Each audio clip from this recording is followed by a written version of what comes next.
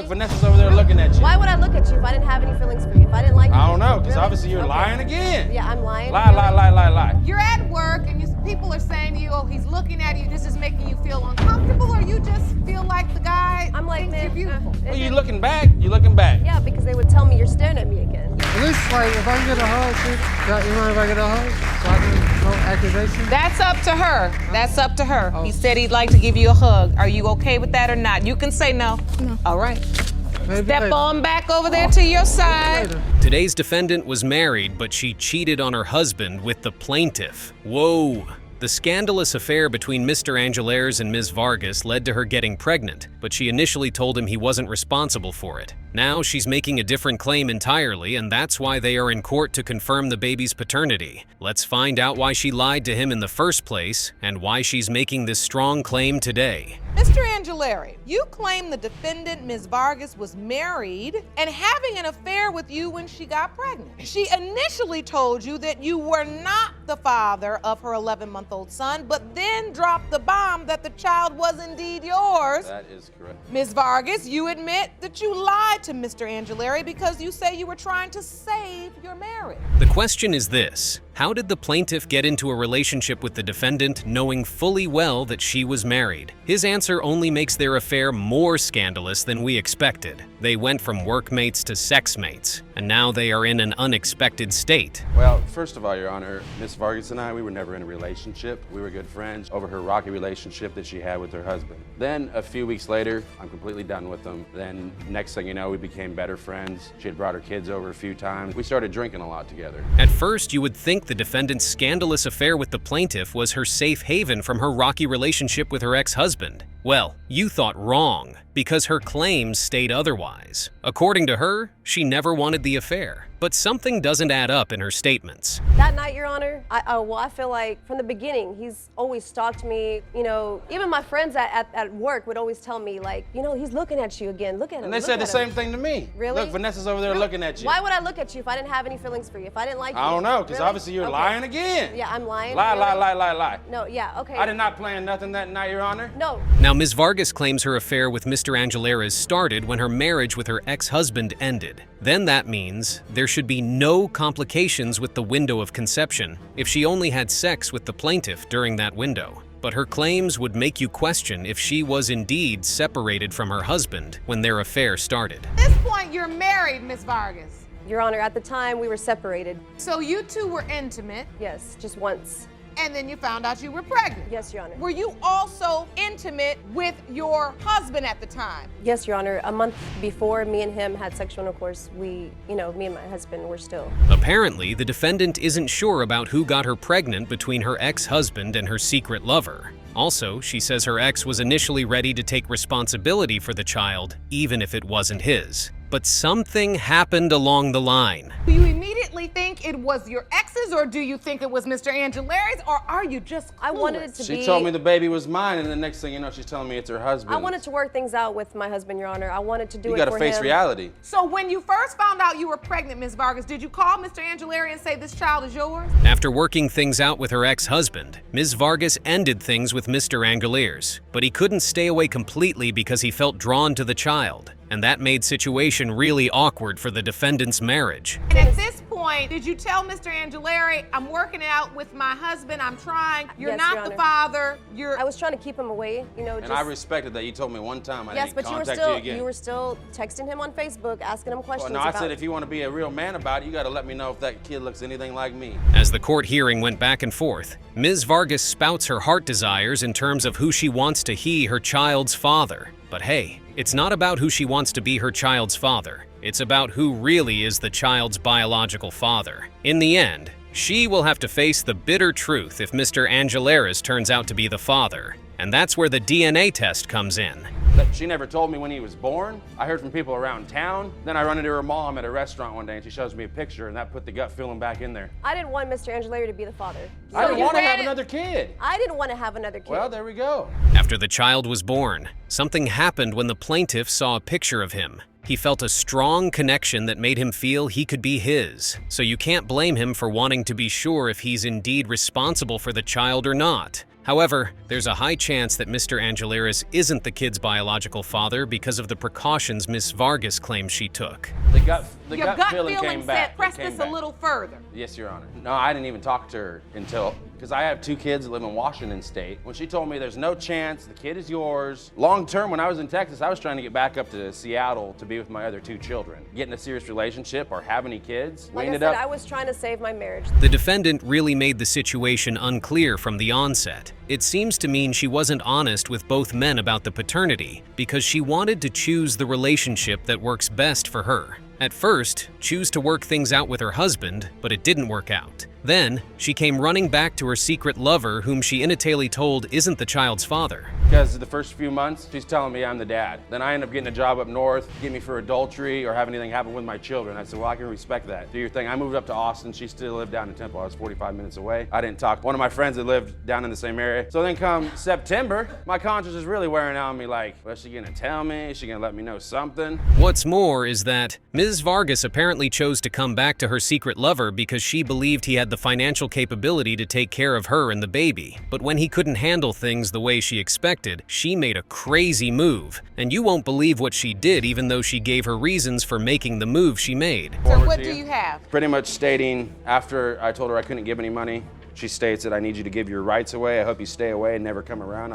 He would make excuses. I will put a restraining order on you. He would always make excuses saying, oh, They weren't excuses, I it was was in the reality. hospital, or I was in the hospital. I had a seizure, or I did. my car broke down, or it would did. always be something. We've heard both sides of the story, but it's not enough to decide the child's paternity. Only one thing can get this case resolved. So let's get to it. Mr. Angeleri, you are the father. Thank you so much. That's all I've wanted. Like you said, everybody makes mistakes, but it's all about how you come out of it. And today, he now has a mom and a dad. Absolutely. And he deserves it. Oh, yes, hold he him. does. He's a great wanna little hold guy. him? That's my son. Yes, it is.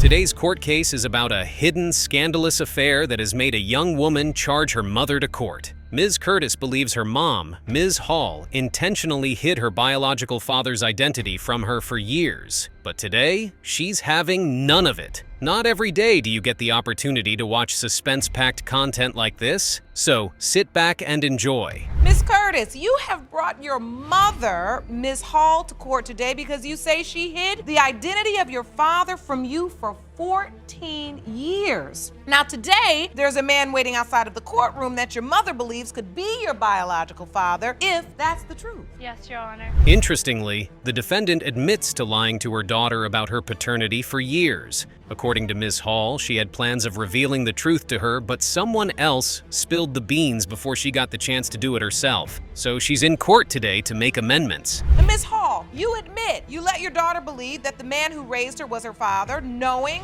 you claim you had hoped to someday tell her the truth, but a family member revealed your secret to her before you had the chance.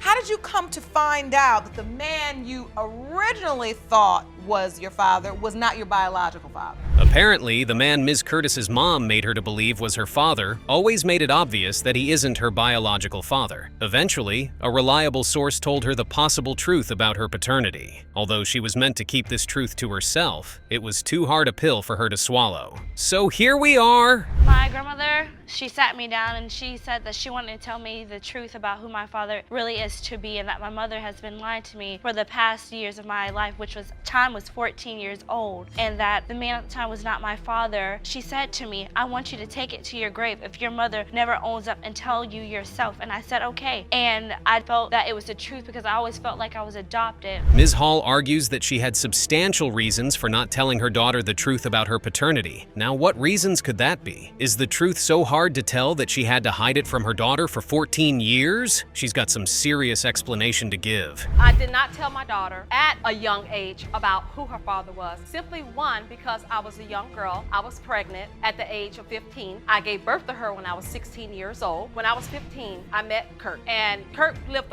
pretty much like a fast lifestyle. Is the defendant even sure of who her daughter's biological father is? Perhaps she doesn't, and that's why she withheld the truth about her birth from her for so long. We get that she made a mistake from a young age, but she should have tried to get things resolved sooner. In all truthfulness, she doesn't seem like she would have told her daughter the truth if Granny hadn't.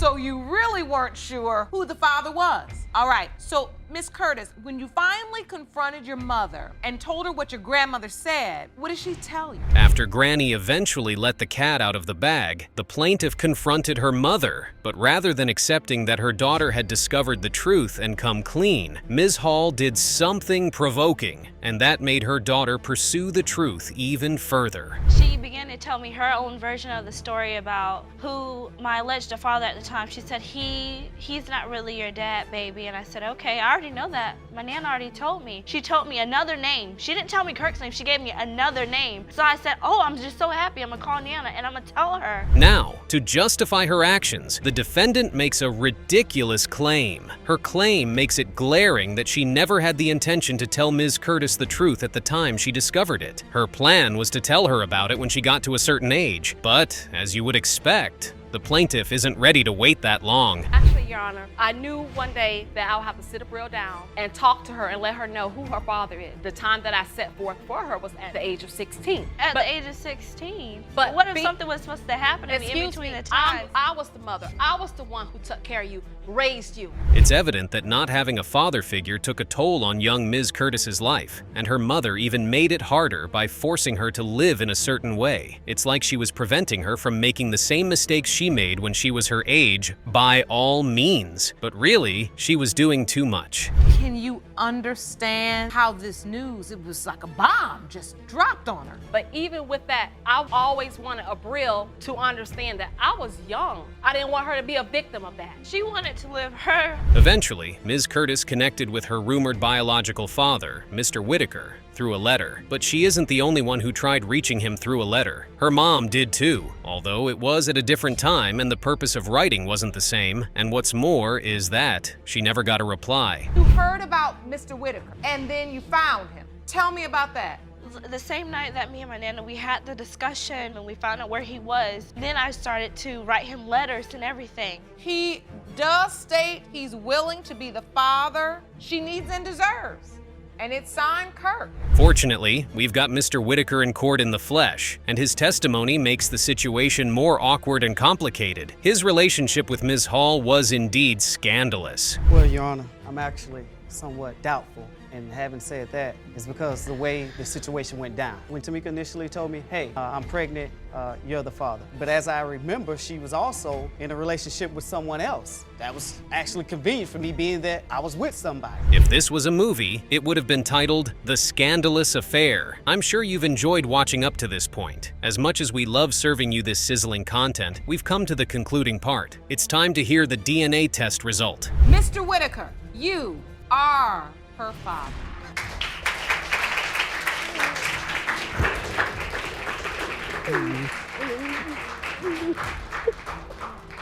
Mr. Whitaker, Miss Curtis, how you feel, Miss Curtis? I feel really good.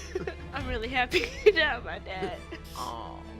I'm overwhelmed. You are? I'm overwhelmed, yeah. Ms. Hall? I'm happy for her. Ms. Hines was living with a man when she got pregnant, but she claims another man is responsible for her child. She's in court today suing her alleged baby father and requesting a DNA test to confirm her claim. Okay, people, we've got ourselves a typical scandalous case today. Let's find out if Mr. Jackson, the defendant, is indeed the child's biological father together. Ms. Hines, today you've summoned your ex-boyfriend, Mr. Jackson, to court. You want to prove that he fathered your 22-month-old son, Mathias. Is that correct? Yes, Your Honor. Mr. Jackson, you claim Mathias cannot be your son because Ms. Hines had another man living with her around the time of conception. Is that correct? Yeah. The plaintiff claims she believes Mr. Jackson is her son's father because of the Christmas gift he gave her. Now, this is weird. What kind of gift could that be? However, the defendant claims he never gave her the gift she said he gave her. Christmas Eve, we had sex in the car. After that, I told him that I was pregnant. He basically said that he gave me a Christmas gift because he didn't give me anything for Christmas. Your Honor, I believe that's a false accusation because more than likely, I always be with my family on. It appears that Mr. Jackson and Ms. Hines were in a relationship, but the defendant always had reasons to doubt how serious their relationship was. Now, if we're being fair, his reasons reasons are strong enough for any man to doubt his girlfriend's loyalty. But regardless of his doubts, the nature of the sex they had increases the chance of him being her child's biological father. I don't understand this. So you two dated? Yeah, we dated. We tried the dating thing. We really actually went to school together. Okay. Let's start with that. We went to school together. He hit me up on a website and he said that he always had a crush on me. So like a week later, we got together. So the bottom line is you were together, you started having sex. Just when you thought she might be getting the upper hand, the plaintiff admits to some serious allegations the defendant made, and this changes the entire dynamics of the case. Oh, that's not all. Mr. Jackson did a lot of snooping, and you couldn't have guessed what he found out. That is true. I did sleep with my ex. So condoms in a box. That's correct because my ex was moving out during this time. Because I told my ex about him. But you do admit you had sex with him. Yes. Besides the things he discovered about Ms. Hines, Mr. Jackson also made some comments about the baby's appearance, and really thinking about it, he might be right about that. But his claims aren't enough to save him from the alleged Christmas gift he gave the plaintiff. The little lies and those things were leading you to doubt her. Leading me to doubt her. And then every time you would snoop, you see more pictures and messages in her phone. Pictures and messages and like her talking and texting the other men on social media, so that gives me doubt. Saying what? And plus, he has blonde hair, and none of my people in my family has blonde hair, Your Honor. Just as Mr. Jackson is gaining some ground with his claims, Ms. Hines turns the table with hers. And just like a game of tennis, the young couple kept going back and forth with this case. But one thing is evident: the DNA test will reveal the child's real father, so they can prove their points right now while they still can. Two people makes the baby, Your Honor, and to be honest, that's one of our family trait, is brown hair like that. My brother was born with light brown hair. Yeah, but my daughter looks exactly like me, like my To be honest, if you look really closely at his hair is not jet black. And my son's hair was lighter than that, like born, like I guess that's baby. So wait a minute, you saying the baby isn't yours because y'all don't have the same hair color? Come on, Mr. Jackson. Now the question is this: was Mr. Jackson able to detect if Ms. Hines was sleeping with other men during the window of the child's conception? It would be fascinating to know if he did, because that would make his claims of not being the child's father stronger. But I doubt he did, because if he did, he won't be the only man tested for the child's paternity today, would he? Because with all your snooping, you never could pinpoint. Exactly. The date. I like to do my detective work. But that's what I'm saying. But your detective work did not lead to the answer of, was this sexual relationship going on during the window of Mathias's conception? That's what your question is. Yes. So, Ms. Hines, what has Mr. Jackson done for Mathias? Is he involved? Does he help support him? As it turns out, Mr. Jackson hasn't been a saint in his relationship with the plaintiff either. They've both been taking pages from each other's playbook. It's somewhat like, whatever games you think you can play, I can play better. It's clear that they both don't have the child's best interest at heart, because if they do, they would put aside their differences and try to make things work for his sake. Me, a liar and a whore or a hoe, whatever, sleeping around, but that's what he's been doing since we got together. So these are messages to countless, lots and lots of women. So from the looks of these messages, it seems like you entertaining these women. We've heard enough from Mr. Jackson and Ms. Hines to understand how messed up their relationship is, and we can tell that regardless of the test result, they aren't getting back together. So let's put their relationship aside and focus on hearing the DNA test result. Mr. Jackson, you are Mathias's father. At least, like, if I can get a hug, you mind if I get a hug? So I can, no accusation? That's up to her. That's up to her. He said he'd like to give you a hug. Are you okay with that or not? You can say no. No. All right. Step on back over there to your side. Ms. Percival appears before Judge Lauren, charging her father, Mr. Hansen, to court because he doesn't believe he's her biological father. The funny thing is this: why wait for over 30 decades to take a DNA test if he truly believes she isn't his daughter? Oh, also, the plaintiff isn't the only one claiming that the defendant is her biological father. Yeah, you heard me right. Percival, you say for the past 31 years your father has never been willing to accept accept you as his biological daughter. Correct, Your Honor. Now, Mr. Hansen, you claim you did not sleep with Ms. Percival's mother at the time she was conceived, and there is no way she is your daughter. That's right, Your Honor. She's not my daughter. The plaintiff claims her alleged father rejected her from birth, but accepted her sister, whom her mother also gave birth to. Now, the question is why? Mr. Hansen claims there's no way Ms. Percival could be his daughter because he doesn't cheat. What does he mean by that? Let's find out together. I feel like he's rejected me since, well, my whole life I've grown up not knowing who my father was, knowing that my sister, who was also through my mother, who is Michael's daughter, he accepted her when she was a baby, but denied me the whole entire time. So I grew up my whole entire life not knowing who my father was because he refused to take a DNA test. Apparently, Ms. Percival was told the defendant is her father when she was a little girl, but since then, up till now, he never wanted to have nothing to do with her. The plaintiff claims she only met him in person a few months ago at his other alleged daughter's house. Okay, one thing is certain. Mr. Hansen was the ladies' man when he was young, because why would multiple women claim he got them pregnant? When I was 6 years old. At 6 years old. Yes, ma'am. You had in your mind, this is your father, but he's never established a real relationship with you. No, I barely met him 2 months ago at Teresa's house. That's a 50-50 chance. Seemingly, the plaintiff's mother had multiple sex partners when she was in a relationship with Mr. Hansen, but that was because their relationship went back and forth, and he had other women too. Whoa! It is evident that the defendant had a thing for scandalous relationships. I'm not sure why he doubts it, because of the simple fact I was with him and I told her, we kept going back and forth, and then I had met somebody too, and then he was going back and forth to Tracy and then me. The day that I met him, Mrs. Percival claims her supposed father refused to take a DNA test when she previously asked him to take one with her. According to her, his excuses were more like wrong accusations towards her mother. But if he was really sure he wasn't her biological father, then he should have taken the test and clear all doubts. Well, at least he's here today, so we will get to the bottom of this matter soon enough. there is no way I can be your father. When I asked him for the DNA test, he said because your mother was a whore and sleeping with somebody else in the backseat of a car in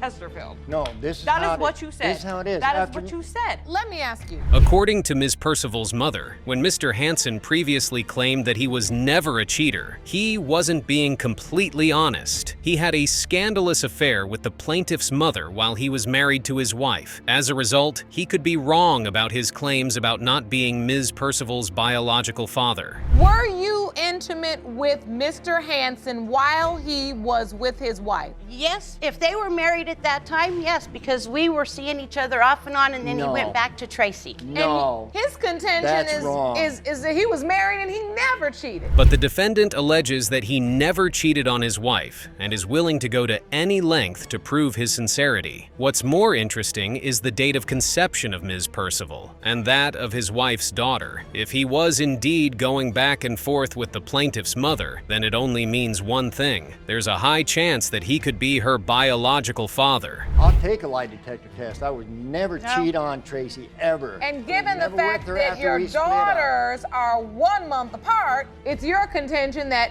he in fact was going back and forth. Correct, Your Honor. And he is the father. Oh, you haven't heard it all. Mr. Hansen claims he didn't know Ms. Percival was born until she was a teenager. If he's been honest about this, we have to question why the plaintiff's mother never told him about her all those while if he did got her pregnant. It's really hard to tell who's lying from who's telling the truth at this point. Take off. I was refused to see my daughter. No, you refused But yourself. I never got to, I didn't even know she was even around until she was like 12 or 13 years old. I didn't even know she existed. That was through my other brother that I even knew that she was around. Yeah, I don't want to hear that. Hold on. You're saying, Mr. Hansen, that you never even knew? It just keeps getting better and better as Ms. Teresa, Mr. Hansen's ex-wife, walks into the courtroom with her daughter. Fascinatingly, she testifies that she knew when Ms. Percival was born, and also that she knew Mr. Hansen fathered her. Oh, okay! This is the same woman the defendant claimed he never cheated on. Now, we know the defendant was lying when he said he never cheated on his wife because she clearly knew he was cheating on her. Ms. Merchant, you were married to Mr. Hansen. Ms. Percival was conceived. Yes, I knew that she was born. You did? Yes, I did. No, that's a lie. Yes, I did. How could I be with And her.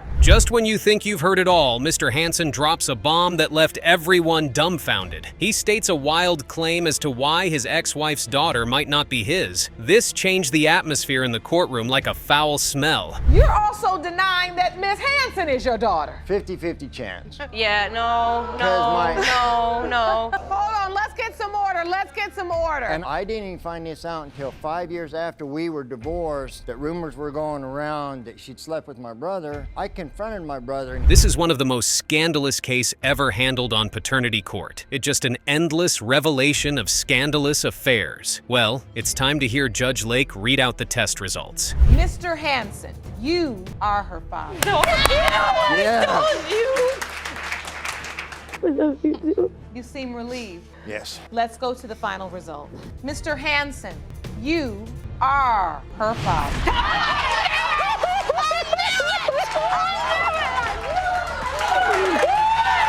No way. Miss Others is in court today to prove that Mr. Bells is her biological father. The defendant once thought he was her father, but recently, his mind changed. This is because her mother tried to play a con on him in the past, so he realized she could be trying the same thing again. So you can't blame him for wanting to be sure.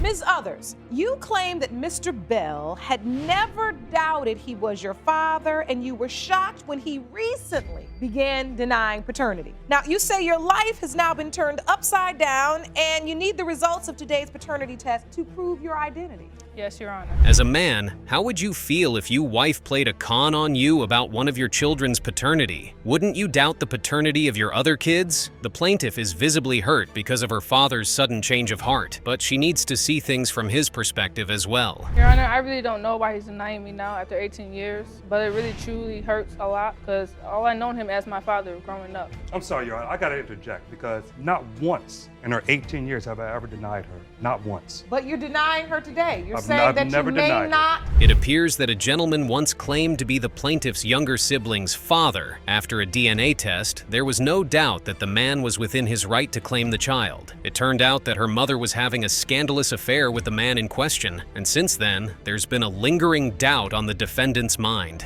My daughter was about 2 years old. She and I became intimate again, and she wound up pregnant. So of course I'm being excited. I'm there for her. When the baby is finally born, my sister and I go by to see my daughter and the new baby. There's a doorbell and somebody's at the doorbell. She never answered it. Years went by and the defendant finally told his daughter about having DNA tests to confirm her paternity, but he did it in the most inappropriate manner you can ever imagine. What's more is that he didn't go through with it, and now in court, he claims that never happened. I was at McDonald's and he met me up at McDonald's. That's when he said he wants a paternity test, and I agreed to it, but it never happened. So wait, you up at McDonald's when you just up there like a normal teenager, and here comes your father, and he drives up to you or comes sees you and says, "Hey, I just want a paternity test?" Yes. It's high time we heard the plaintiff's mother's side of the story because it would be unfair to only hear Mr. Bells' side of the story. She didn't deny the things the defendant said about her other kid. However, she makes some other claim that altered Mr. Bells' story.